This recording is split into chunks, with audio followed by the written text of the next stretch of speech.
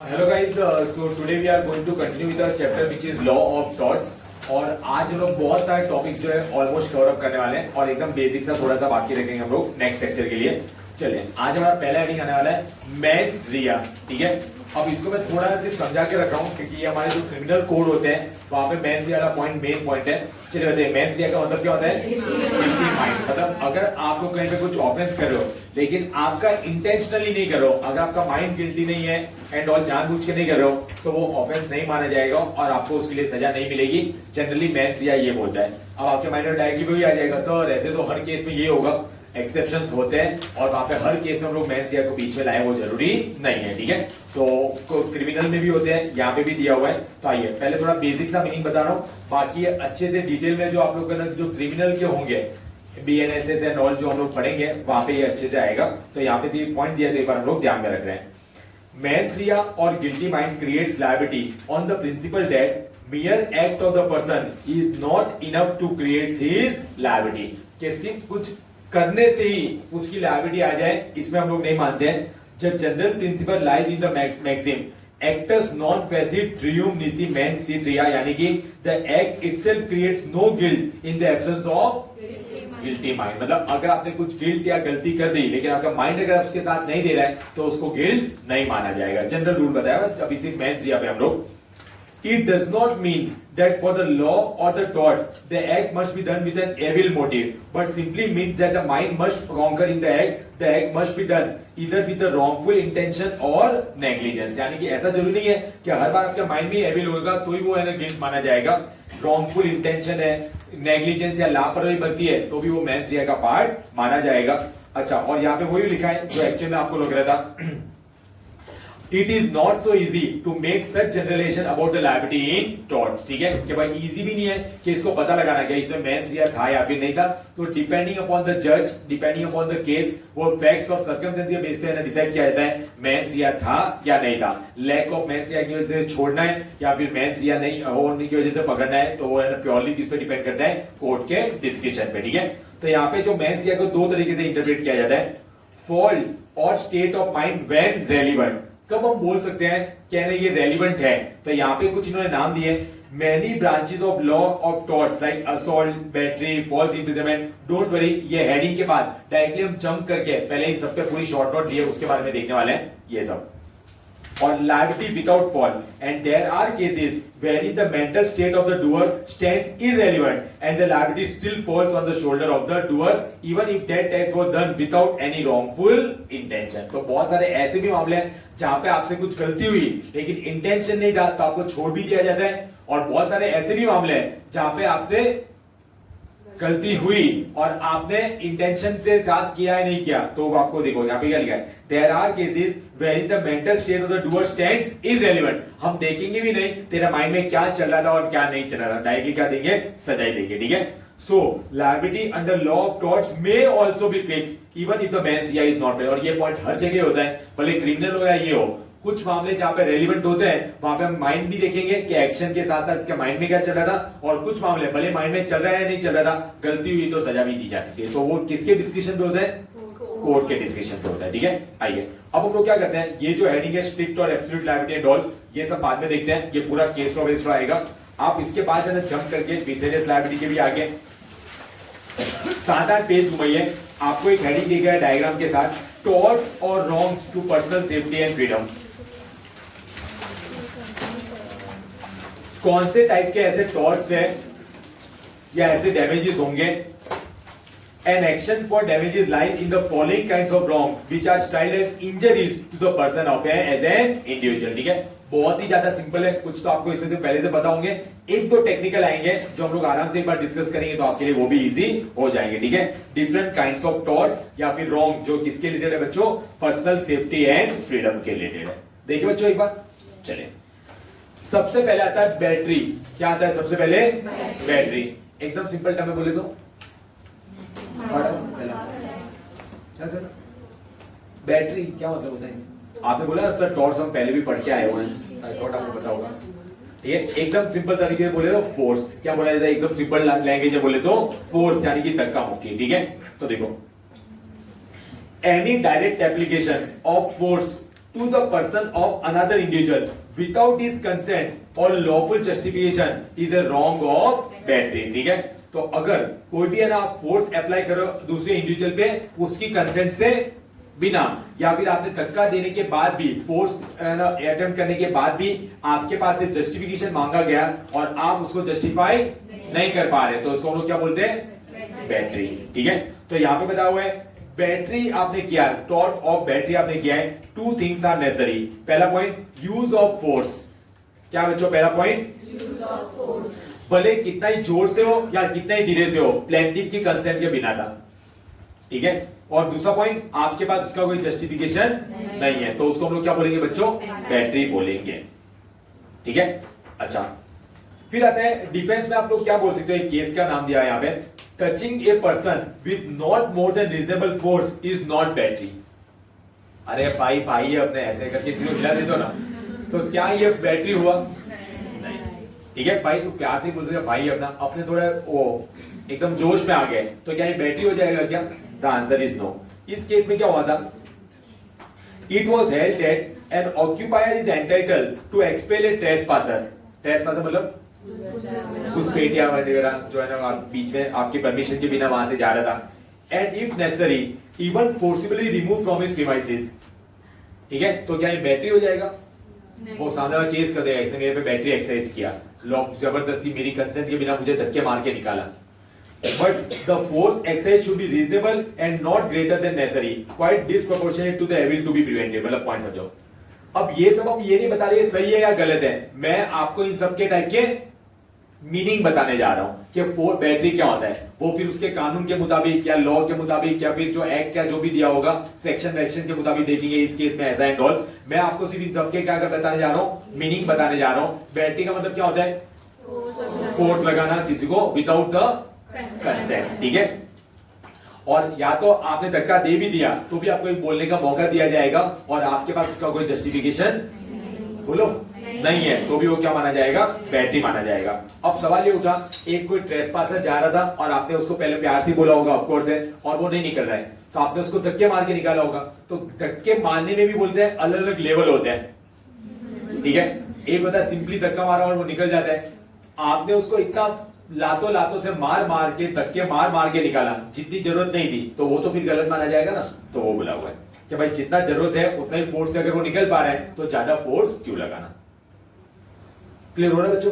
चलिए नेक्स्ट होता है बच्चों असॉल्ट. क्या होता है बच्चों? असॉल्ट. असॉल्ट का सिंपल मतलब होता है कुछ किया नहीं है, सिर्फ धमका रहे हैं. कुत्ते मैं तेरा खून पी जाऊंगा, तो मेरे खून पीने की बात कर रहा है सॉरी. तो ये क्या होता है बच्चों? असॉल्ट. ठीक है, assault is any act of the defendant which directly causes the plaintiff immediately to apprehend यानी कि fear and a contact with his person. Apprehend a contact with his person. ठीक है, thus when the defendant, पता चला बच्चों defendant और plaintiff, जिसको आप धमकी दे रहे हो कुत्ते मैं तेरा खून पी जाऊंगा, तो वही आप पे केस करेगा ना, तो वो क्या हो गया? प्लेंटिफ. और यहाँ पे जो धमका कौन रहा है? डिफेंडेंट. ठीक है, thus when the defendant by his act creates an apprehension in the mind of the plaintiff that he is going to commit battery against him. Commit किया नहीं है, कमिट कर देगा तो वो क्या बन जाएगा? बैटरी बन जाएगा. सिर्फ धमका रहा है. the tort of assault is committed and usually when there is a battery, तो assault तो हुआ ही नहीं, डायरेक्टली बैटरी हो गई ना. there will also be assault but not for instant when a person is hit from behind. पीछे से आगे टपली मार दिया तो आपने बोले ये असॉल्ट किए नहीं, क्योंकि असॉल्ट मतलब धमकाना. ठीक है, अच्छा जब बैटरी हुई तो उनसे असॉल्ट भी हो गया, धमकाया भी होगा और फिर मारने स्टार्ट किया होगा. ठीक है, तो आपको बेसिकली इन सबके मीनिंग ध्यान रखना है. अलग अलग टाइप के टॉर्ट्स कौन से हो सकते हैं? पहला कौन सा था बच्चों? बैटरी. दूसरा तीसरा था बॉडीली हार्म. ठीक है, बैटरी का एग्रीवेटेड वर्जन. ठीक है, जिसमें इंजरी पहुंचे, दर्द हो. A willful act of defendant calculated to cause the physical harm to the plaintiff and in fact causing physical harm to him is a. ठीक है, नॉर्मल धक्का मुक्की हो रही है तो बैटरी, धमकियां मिल रही है तो, और ऐसे धक्के मुक्के मुक्के पड़ रहे हैं कि थोड़ा हार्म पहुंचा है तो बॉडी हार्म. बढ़े आगे. फॉल्स इम्प्रिजनमेंट, झूठे मामले में फंसाना. ठीक है, that is also sort of टॉट। यार कोई रीड कर रहा है, ऐसे नहीं होगा।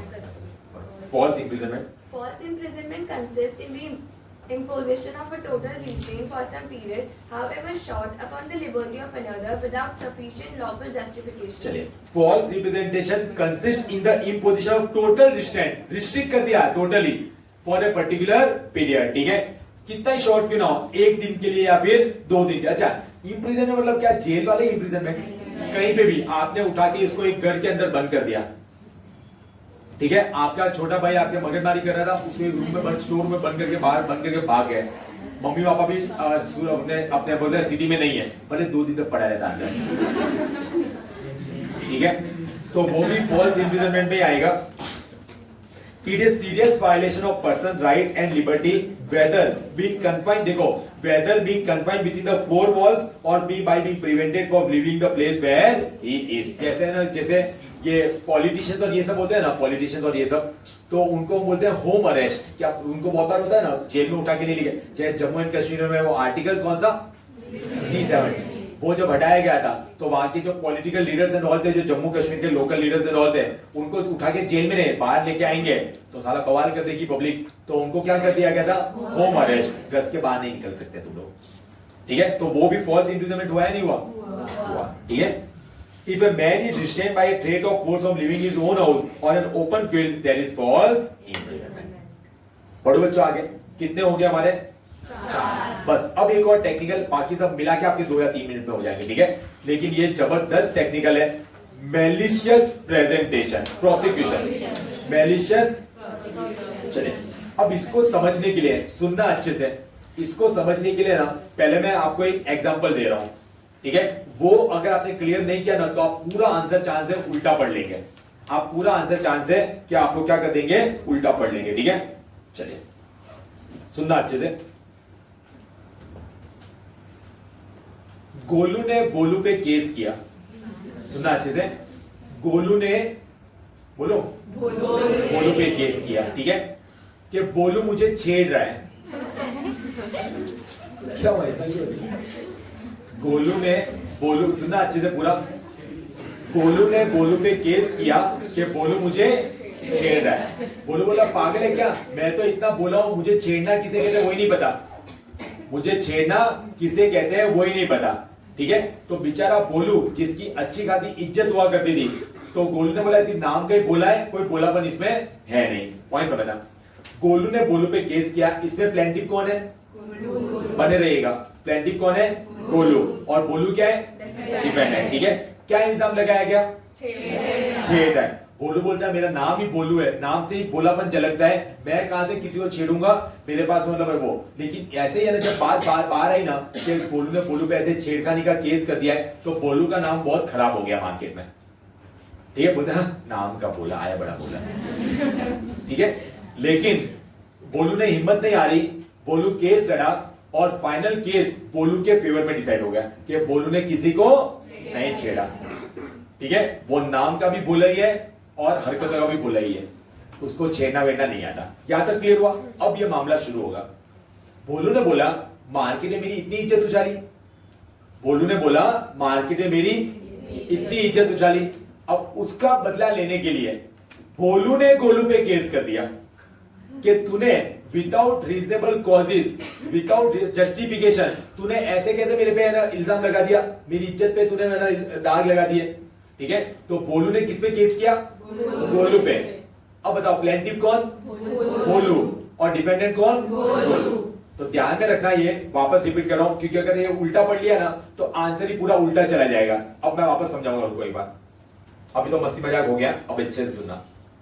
स्टेप 1, गोलू ने बोलू पे केस किया कि बोलू ने मुझे छेड़ा, ठीक है, ये नाम का ही बोला है, ये हरकतों का बोला नहीं है, ठीक है, और मार्केट में बहुत इज्जत उछली किसकी, बोलू। तो अभी प्लेंटिफ कौन है, गोलू, और डिफेंडेंट कौन है, गोलू। सब लोग मेरे साथ हो। फाइनल केस किसके फेवर में आया, गोलू के फेवर में, ठीक है, यानी कि फाइनल केस किसके फेवर में आया, बोलू के फेवर में, ठीक है, यानी कि बोलू ने कुछ नहीं किया तो वो बाइज्जत बरी हो गया। अब बोलू चलो शांत बैठा रहता, लेकिन बोलू ने बोला मैं इतना भी बोला नहीं हूं, बोलू ने क्या कर दिया बच्चों? केस फाइल कर दिया। किस पे केस फाइल किया? गोलू पे। तो प्लेंटिफ कौन हुआ और डिफेंडेंट कौन हुआ? वो जो केस फाइल किया बोलू ने डिफेंडेंट पे, वो किया था मैलिशियस प्रोसिक्यूशन का। किसका केस फाइल किया था? मैलिशियस प्रोसिक्यूशन का। ठीक है, चले मैलिशियस प्रोसिक्यूशन जहां पे फर्स्ट पैराग्राफ एंड हो रहा है ना, उसके ब्रैकेट में लिखो ना, झूठा केस किया विदाउट रीजनेबल कॉज। झूठा केस किया without reasonable cause, but in the end case हमारे फेवर में आया। इन द एंड केस हमारे फेवर में आया, एंड देन हमने सामने वाले पे केस फाइल किया।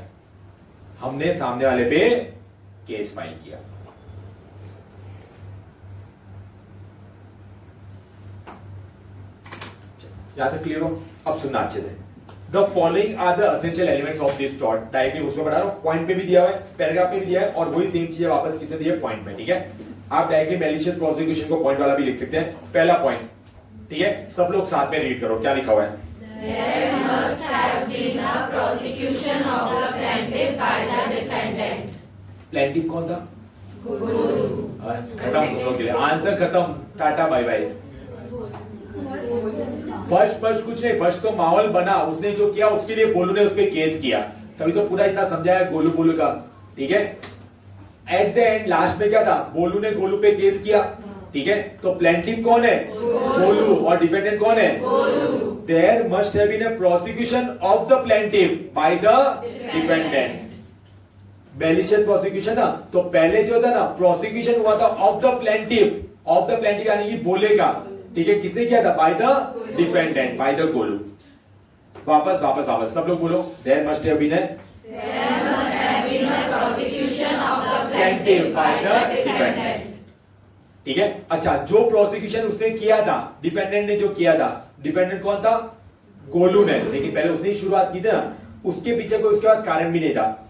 There must have been a want of यानी कि लैक ऑफ, LAC के lack of reasonable and probable cause for that prosecution. बन रहा है बच्चों पॉइंट? देख के पॉइंट बोलो वापस, वांट को लैक बोलना।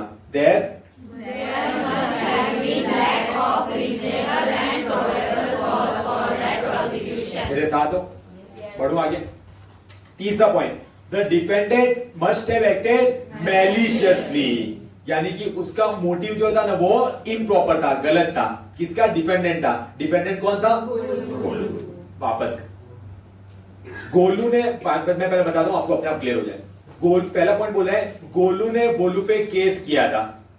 दूसरा पॉइंट, गोलू ने जो बोलू पे केस किया था उसके पास उसके कोई कॉजेस नहीं थे। और उसका तीसरा पॉइंट मैलिशियस, यानी कि उसका मोटिव गंदा था, इम्प्रॉपर था। क्लियर हुआ? तो सर ये तो प्लेंटिफ हुआ ना, अरे वो नहीं, हमें फिर इसने क्या किया? अब आप पूरा मिलाओगे तो वो मैलिशियस प्रोसिक्यूशन बनता है। इसलिए तो मैंने आपको 2 केस सुनाए। ठीक है, वापस 4 पॉइंट। अच्छा, इसकी वजह से बोलू की इज्जत को सफर हुआ। The plaintiff must have suffered and लेकिन जो फाइनल जो जजमेंट था वो किसके फेवर में आ गया था? प्लेंटिफ के फेवर में। अगर ये 5 पॉइंट मिलते हैं ना बच्चों, तो क्या बन जाता है? Malicious prosecution. ऐसा नहीं, रुको वापस रिवाइज करते हैं। इतना कॉन्फिडेंटली आ जाता तो अच्छा ही होता। मुझे था बच्चों, मामला कब शुरू हुआ? जब वो केस गोलू ने बोलू पे किया तब, या जब वो केस बोलू के फेवर में आ गया तब? तब। वहां से हमें प्लेंटिफ और डिपेंडेंट देखना है। लेकिन बोलू बोला, मैं नाम का बोला, मैं छोड़ेगा नहीं, पुष्पा झुकेगा नहीं, मैं छोड़ेगा नहीं। ठीक है, तो बोलू ने गोलू पे क्या कर दिया? केस कर दिया। तो पहला पॉइंट, प्रोसिक्यूशन, बोलो देखे बिना बोलेंगे, ट्राई करो। Prosecution of the plaintiff bye the defendant. Second point, इतना बोला, लैक ऑफ रीजनेबल कॉज। ठीक है, एक्टेड मैलिशियसली। ठीक है, suffer the damages and the prosecution has been decided in favour of the plaintiff. Clear हुआ बच्चों? Short बस इतना लिखना है, क्योंकि आएगा तो काइंड ऑफ थॉट सब में लिखना है। अगला पेज वाला पैराग्राफ कैंसिल कर देना। चलिए, अब एकदम ही सिंपल बच्चों, बढ़ते हैं आगे। नर्वस शॉक, शॉक लगा, शॉक लगा, ठीक है। अच्छा, यहाँ पे शॉक का मतलब वो नहीं, ये ऐसी बात होगी बच्चों जो शॉक लगा भी लेकिन कुछ हुआ भी नहीं, मतलब शॉक नहीं लगा लेकिन शॉक लगा, अपनी गर्लफ्रेंड को अपनी बेस्ट फ्रेंड के साथ देख लिया, इससे बड़ा शॉक तो कुछ हो ही नहीं सकता। बॉयज, तुम लोग मुंह का खुला का खुला रह गया, सर क्या ही बोले आप, ठीक है। चलिए देखो, it provides relief when a person may get physical injury not by an impact, ठीक है, that is by stick, bullet या sword, but merely by the nervous shock through what he has seen or heard। अभी recording हो रही है वरना और ऊपर वाले लेवल का बोलता कुछ। पॉइंट समझो, आपको शॉक लगा है लेकिन कोई चीजों से नहीं, किसी ने स्टिक से मारा इसलिए नहीं, कैनी माय पॉइंट, किसी ने बुलेट से उड़ा दिया वैसा नहीं, किसी ने असोल्ट वैसा कुछ नहीं, बैटरी कुछ नहीं, ठीक है, लेकिन फिर भी वो तो सर एक बार फिर भी सह लेते हैं। ये कैसे सह लेते? अपनी गर्लफ्रेंड को अपनी ही बेस्ट फ्रेंड के साथ देख रहे हो, इससे बड़ा शॉक कुछ हो सकता है क्या? ठीक है, तो वो जो आपको शॉक लगा, this is nothing but nervous shock, ठीक है। Causing of nervous shock itself is not enough to make it an actionable tort. Some injury or illness, अच्छा आपने देखा और आपने ऐसा रिएक्ट किया, हाँ भाई अपना चलेगा, तू रख मैं हूं एक बार, तो वो टॉर्ट नहीं है, तो वो टॉर्ट नहीं है, वो देख के आपकी हालत तेरे नाम जैसी हो गई, तो वो टॉर्ट है। Causing of nervous shock itself is not enough to make an actionable tort. Some injury or illness must take place as a result of emotional disturbance, fear or sorrow. कुछ बुरा लगना चाहिए, कुछ मेंटली हालत खराब होनी चाहिए, क्या हो रहा है आपके साथ पता नहीं चलना चाहिए, जग सुना लागे। कोई शेयर करना चाहता है कि साथ ऐसा हुआ है? सर अभी नहीं बताया, रिकॉर्डिंग चल रही है। अच्छा, लड़कियों में भी ऐसा हो सकता है, ऐसा जो नहीं, लड़के या बेचारे हमारे लड़कों की हर बार क्यों दिल तोड़े। समझ आ गया या बढ़ूंगा? पॉइंट समझो, शॉक लग रहा है लेकिन कोई फिजिकल चीजों से नहीं, ठीक है, कुछ और ऐसे शॉक लगे, आपने सुना या फिर आपने देखा उसकी वजह से।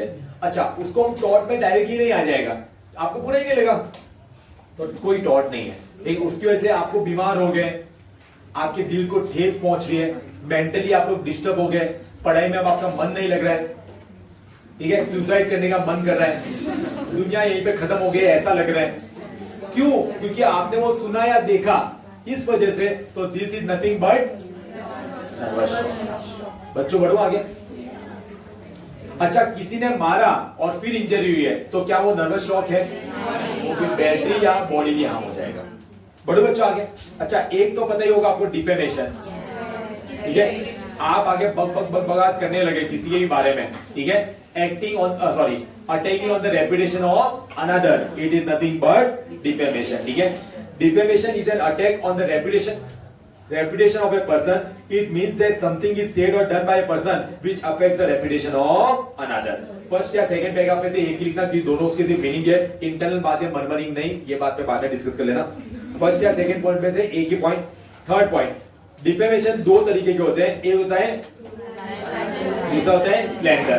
Liable is a permanent form, कोई एमएमएस बना दिया, अरे क्या एग्जांपल दे रहा हूं, क्या बना तो नहीं रहा हूं।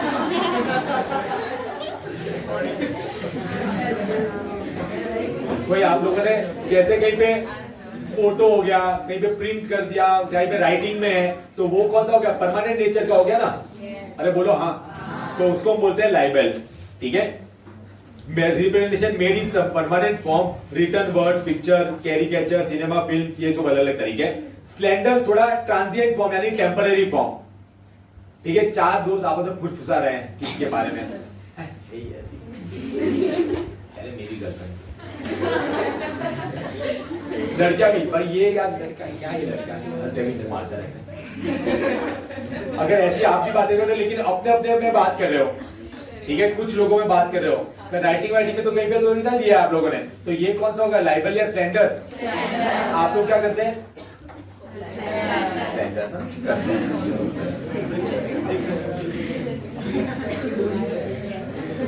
ठीक है। अच्छा, अब मैं ना एक लॉजिकल सवाल पूछा हूं, किसका पनिशमेंट ज्यादा सीवियर होगा? Generally, the punishment for libel is more severe than for the slander. और defamation is a tort as well as crime in India. कभी उसको tort की नजर से भी देखा जाता है कि ऐसा आपने किया, कितना इम्पैक्ट हुआ. कभी कभी वो crime के भी जो कोड एक्ट वगैरह बने हुए हैं उसके मुताबिक भी डील किया जा सकता है. In India, both libel and slander are treated as a crime. बस इतना पढ़ लेना इसमें. नेग्लिजेंस, नेग्लिजेंस यानी कि लापरवाही. ठीक है. नेग्लिजेंस भी अगेन टॉर्ट्स में भी आ सकता है. सुनना अच्छे से. नेग्लिजेंस टॉर्ट्स में भी आ सकता है. कुछ नेग्लिजेंस यानी कि लापरवाही कंज्यूमर प्रोटेक्शन एक्ट में भी आती है. नीचे वाला केस डायरेक्टली आपको डिस्कस करा देता हूं. मिला? सर्विस रेंडर्ड बाय, मिला? Service, second line, service rendered by medical practitioner were brought under the ambit of consumer protection act. मतलब अगर जो ये डॉक्टर्स वगैरह होते हैं, ऑपरेशन वगैरह करते हैं, उसमें बाय चांस कुछ गड़बड़ हो जाए तो वो मामले कहां पे, टॉर्ट्स में आएंगे या कंज्यूमर प्रोटेक्शन एक्ट में जाएंगे? जनरली कंज्यूमर प्रोटेक्शन एक्ट में जाते हैं. डेफिशिएंसी इन सर्विस के. ठीक है कि भाई कैसे अच्छे से ऑपरेशन नहीं है इसलिए बेचारा मर गया ऐसा. तो medical practitioner could be liable for deficiency in service. Point समझो बच्चों. वहां पे भी केस लॉ आते हैं. कंज्यूमर प्रोटेक्शन एक्ट भी पढ़ाता हूं मैं ग्रुप 2 में इकोनॉमिक लॉ में. तो वहां पे पहला चैप्टर ही हम कंज्यूमर प्रोटेक्शन एक्ट स्टार्ट करते हैं. सुनना अच्छे से. इसमें क्या केस होता है? कोई आपका क्लोज वन, भगवान ना करे, टच वुड है, तो कभी है ना अरे चलो जो चला गया आपकी फैमिली में से कोई दादा दादी नाना नानी, उसको किसी को भी याद कर लो. तो सपोज है ना कोई हॉस्पिटल में मामला चल रहा था, डॉक्टर ने ऑपरेशन किया, ऑपरेशन अनसक्सेसफुल हो गया और वो रहा नहीं हमारे बीच में. कितनी गालियां देते रहो, साले को आता नहीं, सर्टिफिकेट किसने दिया, ये वो एंड ऑल. और आप लोगों ने सपोज कंज्यूमर प्रोटेक्शन एक्ट में उसमें डेफिशिएंसी इन सर्विस के केस फाइल कर दिए. क्या कर दिए? डेफिशिएंसी इन सर्विस के केस फाइल कर दिए. मुझे बताओ बच्चों, क्या ये डेफिशिएंसी इन सर्विस होगी? The answer is no. अगर आपके पास कोई ऐसा सबूत है कि उसने लापरवाही बरती थी, कि उसको ऑपरेशन करना नहीं आ रहा था, वो YouTube पे सीख सीख के ऑपरेशन कर रहा है. या फिर सुनो सुनो और एग्जांपल, या फिर अपने आप को कबीर सिंह समझते हुए दारू पी के ऑपरेशन करने चला गया. क्या है ना, कबीर सिंह देखिए ना मूवी, प्रीति वाली मूवी, कबीर सिंह प्रीति. ठीक है. तो अगर वैसा कुछ कर रहे हैं और फिर अगर वो बंदा टपक जाए तो डेफिशिएंसी सर्विस है या नहीं है? है. तो नेग्लिजेंस यानी कि लापरवाही. क्लियर हो रहा है बच्चों? अरे बढ़ो आगे. The definition of negligence involve the following constitution. Legal duty थी आपकी, एक्सरसाइज और ड्यू केयर, आपने ब्रीच ऑफ ड्यूटी किया और उसकी वजह से नुकसान हुआ है, तो उसको हम लोग क्या बोलेंगे? नेग्लिजेंस. तो ये सब अलग अलग टाइप के टॉर्ट्स हो सकते हैं. सजा के पात्र है या नहीं है वो डिपेंड करता है कोर्ट केस में, डिस्क्रिप्शन पे. हमने सिर्फ यहाँ पे इसके क्या देख लिया बच्चों? मीनिंग देख लिए. बढ़ो बच्चों आगे. अब आ जाइए पीछे जहां पे हमने स्टॉप किया हुआ था. ये लिख देना है डे 2. ये इंपॉर्टेंट आंसर है. What are the different kinds of torts. अब सुनना अच्छे से. आज का लेक्चर थोड़ा लंबा ले लूंगा लेकिन मजा आएगी आप लोगों की. केस लॉ वेस लॉ आएंगे. ठीक है. थोड़ा सा आपको पढ़ने के लिए भी दूंगा. स्ट्रिक्ट और एब्सोल्यूट लायबिलिटी क्या था बच्चों? आवाज ही नहीं है. क्या है? स्ट्रिक्ट और एब्सोल्यूट लायबिलिटी. ये हुई ना बात. अब लगा बेंच में बैठे हो. सुनाओ मेरी बात. अच्छा ये सब नहीं आता था क्या टॉर्च वॉर्च में पढ़ा हुआ है? तो ऐसा बोलो ना. अच्छा पॉइंट समझना. पहले मैं थोड़ा समझा देता हूं. स्ट्रिक्ट और एब्सोल्यूट लायबिलिटी का मतलब क्या होता है कि भाई आप पे लायबिलिटी आ रही है लेकिन आपके कर्मों की वजह से नहीं. ठीक है. किसी और के कर्मों की वजह से.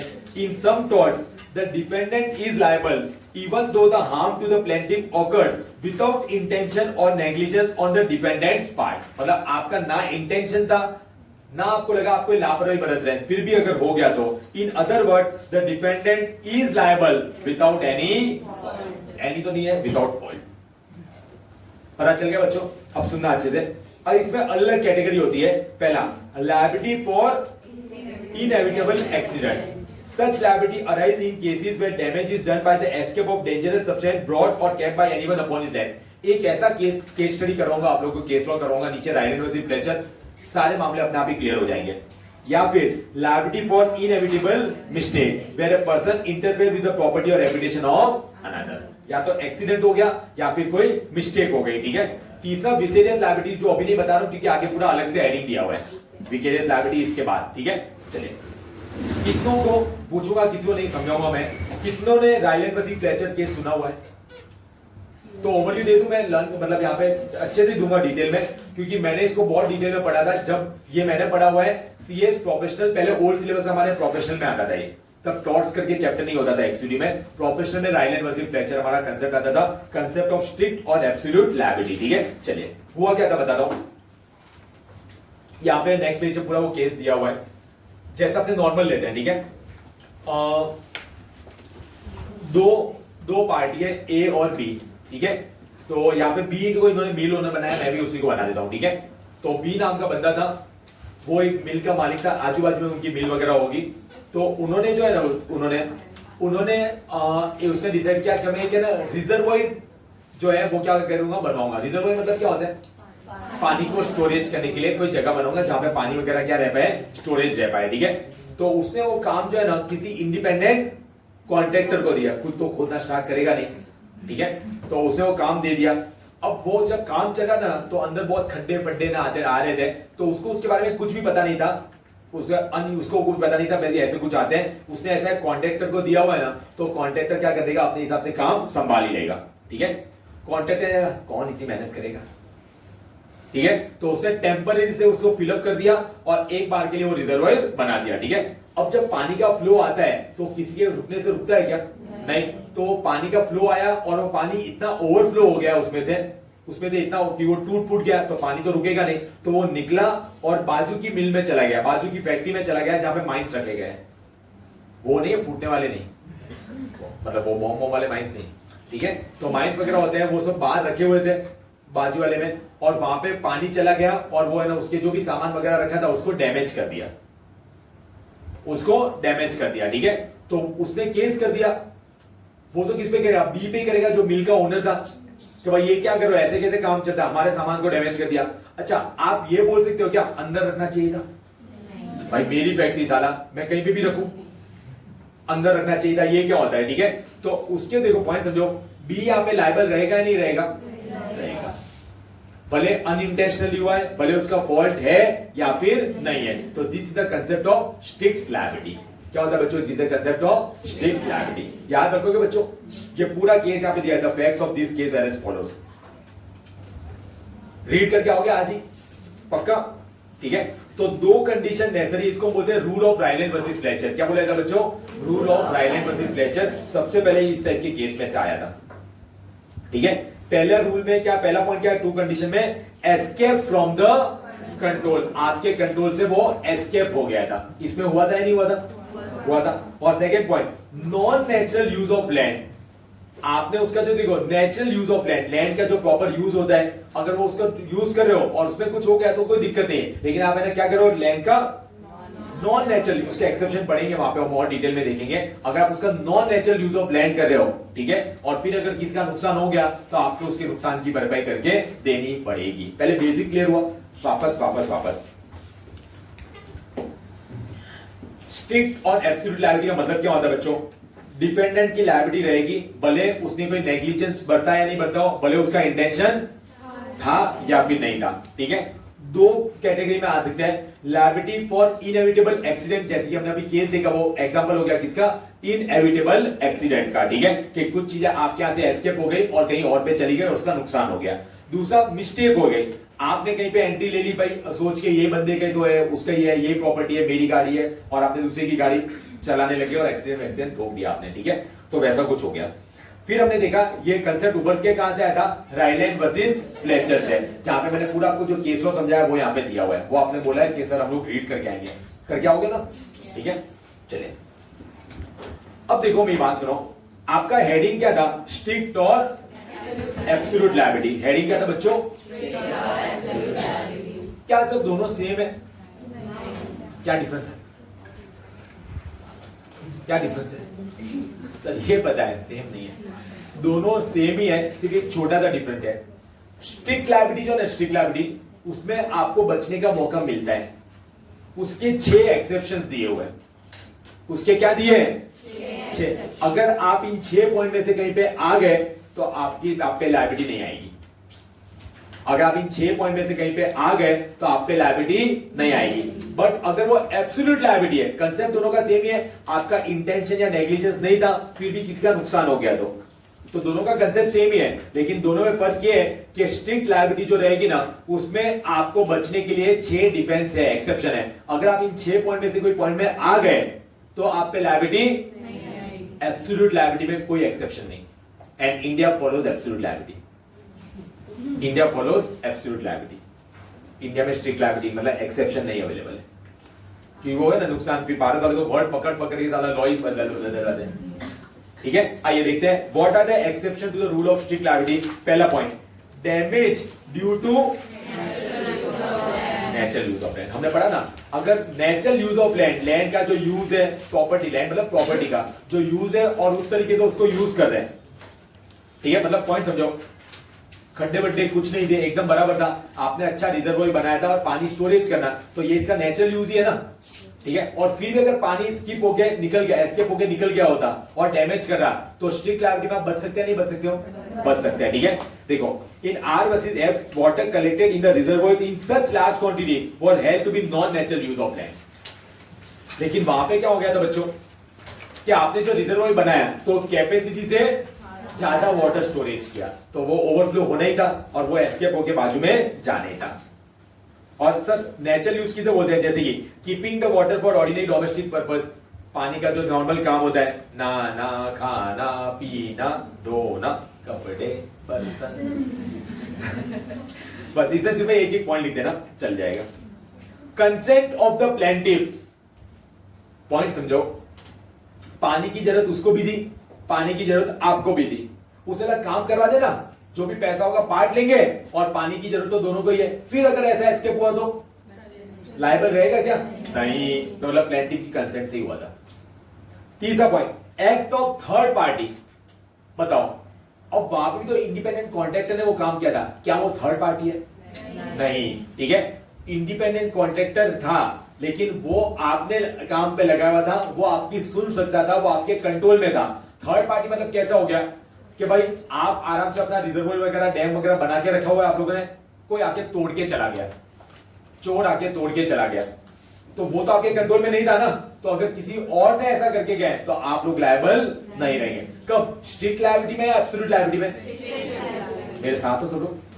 थर्ड पॉइंट पढ़ते हैं, if the harm has been caused, if the harm has been caused due to the act of a stranger who is neither defendant's servant or agent, or the defendant has any control over him, the defendant will not be liable. बच्चों पता चला ये point, देखो क्या लिखा है, if a harm has been caused due to the act of the stranger, independent contractor was not a stranger, पता चल रहा है, who is neither defendant servant nor the agent nor the defendant has any control over him, the defendant will not be liable, ठीक है।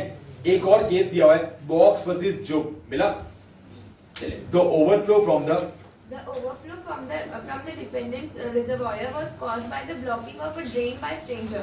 The defendant was held not. अच्छा, यहाँ पे जो ब्लॉकेज किया था वो किसने आगे किया था, स्ट्रेंजर ने, तो यहाँ पे लायबल रहेगा क्या, डिपेंडेंट नहीं रहेगा, ठीक है। अच्छा, लेकिन वो देख रहा है कैमरा में, कोई आके ब्लॉकेज है, भले होता ना, बाजू में पानी जाएगा, अच्छा आप देख रहे हो फिर भी उसको रोक नहीं रहे हो, तो आप लायबल रहेंगे ना, वो यहाँ पे लिखा, पूरा लॉजिक से जा रहा है पूरा आंसर। अच्छा, हम देखते हैं क्या उस केस में बी के बचने के कोई चांस अभी तक है, ठीक है। अच्छा, मतलब वो जिसके मिल से पानी निकल के बाजू में चला गया था, damage due to natural use of the land, क्या बी जो यूज कर रहा था पानी नेचुरल यूज था, नहीं, पानी ओवरफ्लो हो चुका था, जितना स्टोरेज कैपेसिटी उससे ज्यादा। Consent of the plaintiff, of course not. Act of the third party, independent contractor was not A third party. Statutory authority, law ने बोला है काम करो, आपने बोला भाई नुकसान हो जाएगा, अरे करो ना, कोई दिक्कत नहीं है, ऐसा कंपलसरी आपको बाहर ऐसा रिजर्वोयर बनाना ही है, क्या ऐसा कुछ था, नहीं। Statutory authority means that a law gives permission for certain action that would normally be considered wrong और इलीगल, मतलब परमिशन के बिना करोगे तो रॉन्ग या इलीगल है, परमिशन लेके कर रहे हो या उन्होंने बोला ये काम करो, ठीक है, फिर आपको काम करो और ऐसा कुछ हो रहा है तो आप लोग लायबल रहेंगे क्या, ठीक है। If harm or damage occur because of those authorized action, the party responsible may not be held strictly liable. Clear हो रहा है बच्चों। नेक्स्ट पॉइंट, भगवान ने बताया एक्ट ऑफ गॉड, ठीक है, कुछ नेचुरल डिजास्टर हो गया, ठीक है, सब टूट फूट गया, सुनामी आ गई, भूकंप आ गया, फ्लड आ गया, सूखा पड़ गया, जो भी है, कोई भी रीजन की वजह से हो सकता है, और escape due to plaintiff's own default, अगर प्लेंटिव की खुद की गलती हो तो, ठीक है, तो ये सारे मामले में डिपेंडेंट लायबल नहीं रहेगा। डिपेंडेंट मतलब समझ रहे हो, यानी कि वो बिल जो मिल ओनर था उसके वहां से निकल के बाजू की फैक्ट्री में चला गया, तो वो केस करेगा ना, तो वो हो गया प्लेंटिव, और जिसपे केस हो रहा है वो क्या हो गया, डिफेंडेंट। आप बताओ बच्चों, जो मैंने अभी आपको केस सुना है उसमें तो आप क्या इनमें से कोई भी पॉइंट में बच सकते हो क्या? नहीं। चलो 6 एक्सेप्शन कौन से, भले देख के बिना देखे बोलो। Natural use of the land, second point, third point, रुक जाओ, तीनों पॉइंट वापस। पहला पॉइंट सेकंड, थर्ड पॉइंट, तीन हो गया। Fourth point, statutory authority, act of God and escape due to plaintiff's own default. Clear हो रहा है बच्चों? बढ़े आगे। नेक्स्ट आता है application of the rule of Rylands and Fletcher in case of enterprise engage in hazardous और inherently dangerous industry. बिला इसमें जो है ना वो सिर्फ बताया हुआ इंडिया में क्या फॉलो किया जाता है, इंडिया में फॉलो किया जाता है एब्सोल्यूट लायबिलिटी का कंसेप्ट। और जब मैं बोलता हूं एब्सोल्यूट लायबिलिटी, सुनना अच्छे से बच्चों, जब मैं बोलता हूं एब्सोल्यूट लायबिलिटी तो वहां पे क्या आपके पास कोई एक्सेप्शन अवेलेबल है क्या? नहीं, ठीक है। ये है ना कि फेमस हुआ था भारत में, नीचे एक केस हुआ, उतना पढ़ना है आप लोगों को। MC Mehta and others versus union of India, जिसको फेमसली क्या बोला गया, ओलियम गैस लीक केस। मिला? चलिए, this law change the This case law changed the face of applicability of the rule of strict liability in India. There was an escape of oleum gas from units of Shriram Food and Fertilizers Industries on 4th and 6th December 1985, and applications were filed for award of compensation to the persons who had suffered harm on account of escape of oleum gas. Oleum gas जो था वो leak हो गया था Shriram food and fertiliser से 2 बार, 4 दिसंबर and 6, और आजू बाजू वालों को क्या हो गया, हार्म और इंजरी पहुंची, तो उसको ऑर्डर दिया गया आपको क्या करना पड़ेगा, कंपेंस। वो था रुको रुको रुको, मैं कोई एक्सेप्शन में आता हूं तो चेक कर लेता हूं, बोलता बेट, उसको मैं बोला क्या, बेट तेरे पास एक्सेप्शन नहीं है, because India follows which principle, court held that industry is required, Industry is required to make sure that no one is harmed when engaging in risky operations that could endanger the health and safety of adjacent workers. adjacent यानी surrounding workers and resident.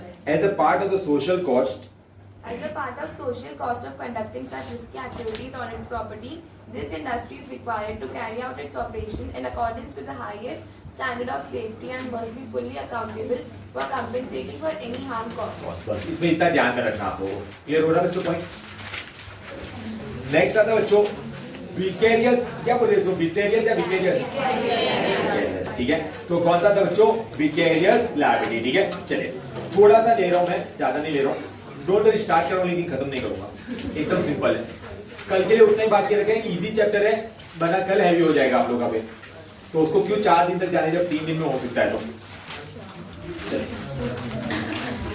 चलिए strict और absolute liability, उसमें क्या था बच्चों, strict liability में, absolute liability में, कि वहां पे आपकी ना कोई नेग्लिजेंस है ना आपका कोई इंटेंशन है, फिर भी कुछ हो रहा है तो आप लोग लायबल रहेंगे। और विकेरियस लायबिलिटी में क्या रहता है, a person will be held liable for the act done by the other party, for the act done by the another.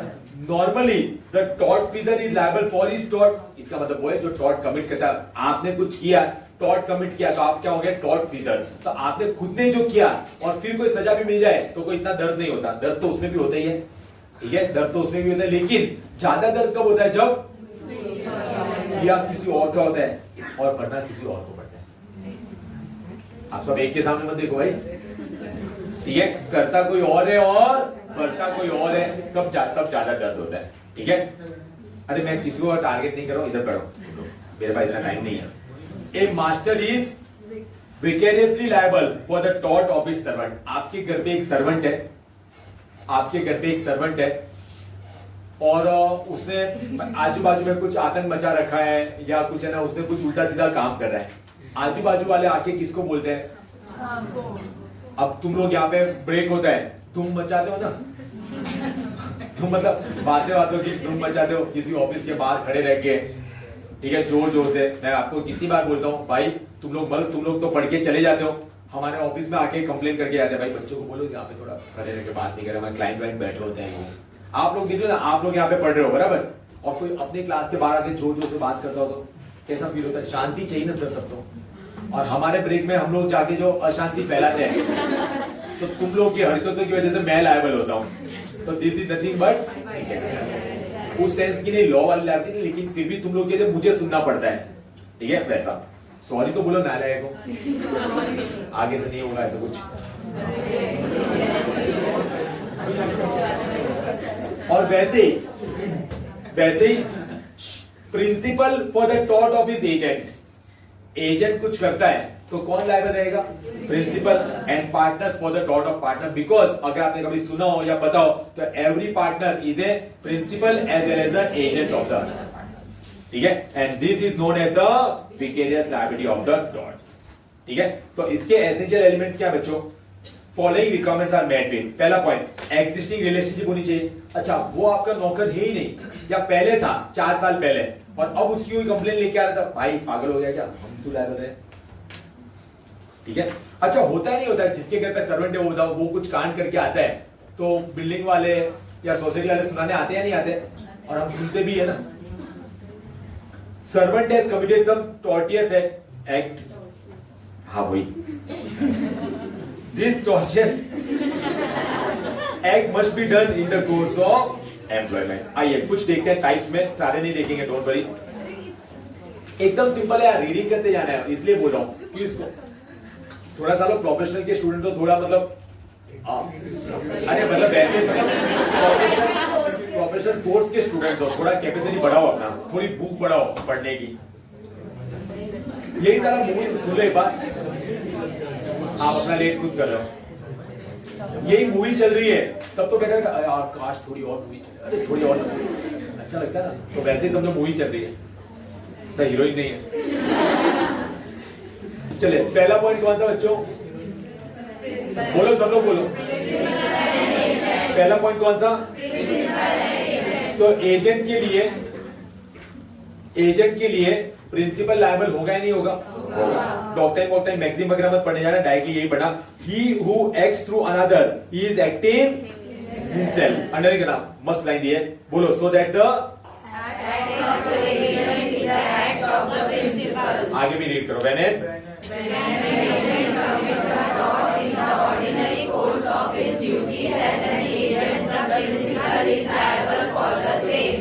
अब एक्सप्लेन करूं या नहीं, हाँ या ना बोलना? समझ आया कि अगर कुछ भी एजेंट करेगा तो कौन लायबल रहेगा बच्चों? प्रिंसिपल लायबल रहेगा, ठीक है? चलिए, अब इसमें एक एग्जांपल दिया है, the managing clerk of A firm of solicitors, यानी कि कंसल्टेंसी वगैरह देते हैं, while acting in the ordinary course of business committed fraud against a lady client by fraudulently inducing her to sign the document and transferring her property to him. He had done so without the knowledge of his principal, who was liable because the fraud was committed in the course of employment. और रखो ऐसे लोगों को काम पे। चलिए, partners वाला पढ़ लोगे बच्चों? ये पार्टनरशिप के बारे में आपके एसबीआई सब्जेक्ट में भी आता है, बेसिक आपको बेसिक वाले दिया हुआ है। मास्टर एंड सर्वेंट, ये भी वैसे पढ़ने को दूंगा तो हो जाएगा, लेकिन थोड़ा सा पढ़ा देता हूँ। A master is liable, A master is liable for the tort committed by his servant while acting in the course of his employment. The servant, of course, is also liable. The liability is joint and several. अच्छा, master तो liable रहता ही है, क्या जिसने गलत किया उसको छोड़ दिया जाएगा क्या? नहीं, लेकिन लायबिलिटी दोनों की भी हो सकती है, अकेले की भी हो सकती है, ठीक है? Joint as well as several. A master is liable not only for the acts which have been committed by the servant, but also for the acts done by him, which are not specially authorized in the course of his employment. बस इतना भी लिख देना तो भी चल जाएगा, क्योंकि आएगा तो टाइप्स ऑफ विकेरियस लायबिलिटी आएगा, तो आपको सब में मिल के एक पॉइंट लिखना है। अच्छा, एम्प्लॉयर एंड इंडिपेंडेंट कॉन्ट्रैक्टर, ठीक है? It is to be remembered that an employer It is to be remembered that an employer is vicariously liable for the torts of his servants committed in the course of their employment, but he is not liable for the torts of those who are his independent contractors. क्या बोला हुआ है? It is to be remembered that an employer is vicariously liable for the torts of his servant committed in the employment. जो पीछे वाले point की बात की जा रही है, but he is not liable for the torts of those who are his. लेकिन बताया कुछ केसों में लायबल हो सकते हैं, कब? Where employer is liable for the acts of independent contractor. चलिए, the employer जनरल रूल क्या है, लायबल है या नहीं है? नहीं है, ठीक है? The employer is not liable. The employer is not liable merely because an independent contractor commits a tort in the course of his employment. The employer is liable only if he himself is deemed to have committed a tort. This may happen in one of the following three ways. General rule क्या है? Servant कुछ कर रहा है, master liable हो गया नहीं होगा? इंडिपेंडेंट कॉन्ट्रैक्टर कुछ कर रहा है, एम्प्लॉयर लायबल हो गया नहीं होगा? नहीं, लेकिन बोला हुआ है 3 मामले में हो सकता है. When employer authorized to commit a tort, उसने अथॉरिटी दी है, भाई ये गलती कर गया, कोई दिक्कत नहीं, जब मार के आ जाना, बैटरी पकड़ा ना हमने, इसको मार के आ जाना, बॉडी हार्म. अच्छा, इन टॉर्ट्स ऑफ स्ट्रिक्ट लायबिलिटी वाला पॉइंट याद है ना पीछे? इंडिपेंडेंट कॉन्ट्रैक्टर ने तो किया था, अरे बोलो हाँ. या फिर नेग्लिजेंस ऑफ इंडिपेंडेंट कॉन्ट्रैक्टर, ठीक है, तो लापरवाही नहीं बरतनी चाहिए और उसकी लापरवाही का ध्यान आपको रखना चाहिए था. एग्जाम्पल दिया हुआ है, where employer is not liable if he has taken care in the appointment of the contractor. एक एग्जांपल देखते हैं. The owner of the lorry was held not liable when a third party's vehicle was damaged in consequence of the negligent repair of his lorry by a garage operator. ठीक है, तो बताया owner of the lorry जो है, लारी बोल देते हम लोग. The owner of the lorry The owner of the lorry was not held liable when a third party's vehicle was damaged in consequence of the negligent repairs of his lorry by a garage operator. ठीक है, कि उसने ना उसका repairing वगैरह सही से नहीं किया था. तो मतलब पॉइंट समझो बच्चों, मैं बता देता हूँ इस बार सिंपल टर्म में. इंडिपेंडेंट कॉन्ट्रैक्टर वाला मामला होगा तो एम्प्लॉयर लायबल नहीं रहेगा, ये इसका जनरल रूल ले लो. और आपसे इतना लिखा है कब वो लायबल रहेगा, 3 चीजों में. When employer authorise him to commit a tort, या फिर इन टॉर्ट्स ऑफ, या फिर तीसरा point negligence of independent contractor. अगला पढ़ाओ, एक बार मुझे देख लो कितना बाकी है, चुपचाप ये वाला